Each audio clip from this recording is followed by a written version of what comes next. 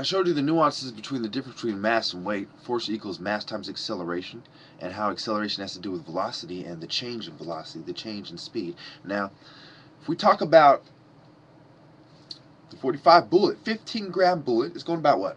830 feet per second. And bow! It hits something, right? But it's only going 830 feet per second. So how far can it go? So understand that the high velocity, further range, lighter bullet versus heavy bullet, less accuracy over, the same amount of distance as well. Anyway, let's get back to the drawing board. If one angle of a triangle has measure greater than that of the second angle, then the side opposite the larger angle has measure greater than that of the side of the opposite the second angle. A segment from a point to a line is perpendicular to the line if and only if it is the shortest segment from the point to the line. The length of the hypotenuse of a right triangle is greater than the length of either leg. The hinge theorem. Remember, this is important. We're talking about masonry. Hinge theorem. If two triangles have two sides of one congruent to two sides of the other, and the measure of the included angle of the first is greater than the measure of the included angle of the second, then the length of the third side of the first is greater than the length of the third side of the second. And it goes on to say, if two triangles, in the next version, that's 15, this is 16, if two triangles have two sides of one congruent to two sides of the other, and the measure of the third side of the first is greater than the measure of the third side of the other, then the measure of the angle included by the congruent sides of the first is greater than the measure of the angle included by the congruent sides of the other triangle.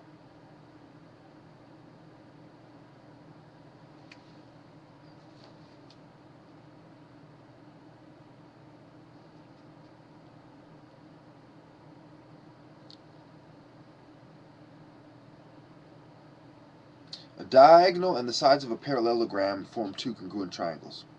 Opposite sides of a parallelogram are congruent. Opposite angles of a parallelogram are congruent. The diagonals of a parallelogram bisect each other. The diagonals of rhombus are perpendicular to each other. Remember, I talked about the different type of triangles: isosceles, acute, equilateral, rhombus. The diagonals of a rhombus are perpendicular to each other. Now, when we're talking about the terms in the glossary, let me just tell you the difference how they describe it compared to how I would describe it. A rhombus is a parallelogram having four congruent sides. So, what kind of triangle is a rhombus? A rhombus triangle. Well, it's obviously a triangle that's been formed out of a parallelogram that's been sliced. Well, duh. What is a parallelogram? It's has four fucking sides, right? Now, and they're parallel. Let me give you their fucking definition, because, mine, don't fucking take it back to the start now. A quadrilateral having two pairs of parallel sides. Okay, that's a parallelogram. Quadrilateral. Quad, four. Okay, quadrilateral. Not a trilateral, a quadrilateral. So a rhombus triangle is a triangle. Okay, when I say something that's a little bit different than the way they say it, just take my fucking word for it. But don't assume that that's how you can describe it to someone else. Just know that that's how I describe it to you, because I'm a fucking prophet, and I can do that. And even by some magical twist of fucking Satan's fucking fate, Satan, I will turn back and correct my mistake. Like that. So don't worry about it. Now, let's go back to... Motherfucker. We talked about the side angle side postulate, angle side angle postulate. We talked about, we was past that. We was past the triangle inequality theorem. The sum of the measure of the two sides of a triangle is greater than the measure of the third side.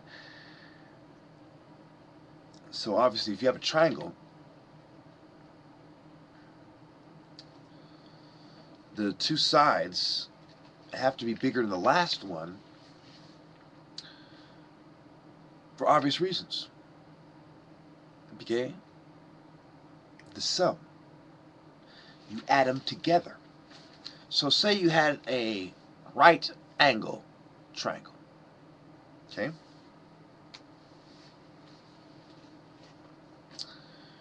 Well, in a right angle triangle, you have 90 degrees, and then the other two equal 90 degrees. So the triangle inequality theorem, as stated, much I hate to say it. See, yeah, when I try to quote the fucking book, what do they do? You woods lead us astray.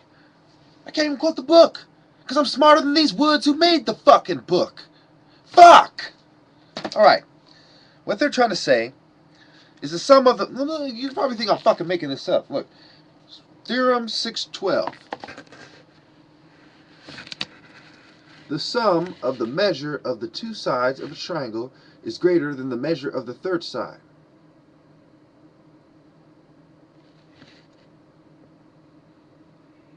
Okay?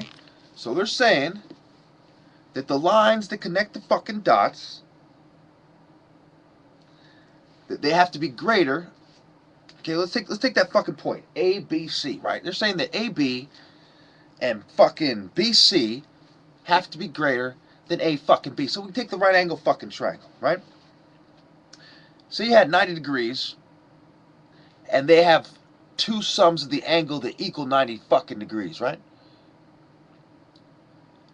Their claim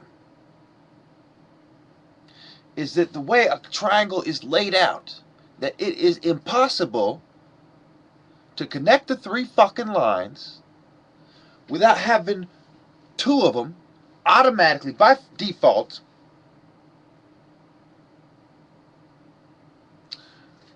become greater than the measure of the third. So it was a theory that was proven true. Hold that fucking thought. Okay?